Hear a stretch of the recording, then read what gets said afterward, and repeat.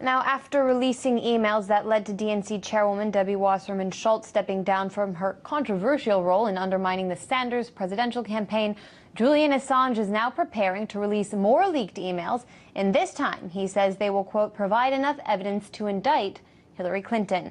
Assange also made it clear there is no evidence of Russian involvement in the email hack, despite the Clinton campaign's claims. For details on this story, we go now to Laura Smith in the UK. Julian Assange, the founder of WikiLeaks, of course, is still holed up in the Ecuadorian embassy here in London. But once again, he's proven that he's not just sitting there twiddling his thumbs. Not content with releasing 20,000 emails from the Democratic National Committee, Assange now says he'll be releasing more material that he says will provide enough evidence to see Hillary Clinton arrested.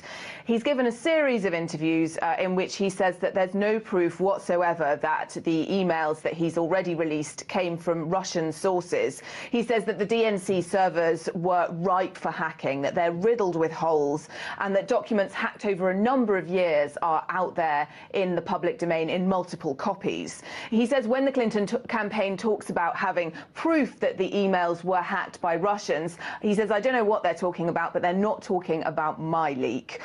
In fact, he's quite coy about the whole thing. Of course, WikiLeaks likes to create maximum ambiguity about where its information comes from. It's very hot on the protection of sources. And he said maybe one day our source or sources will step forward and some people will have egg on their faces, or read into that what you will.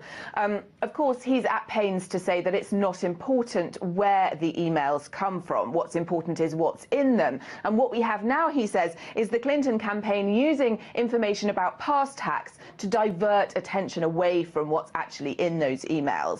But that this diversionary tactic itself raises questions.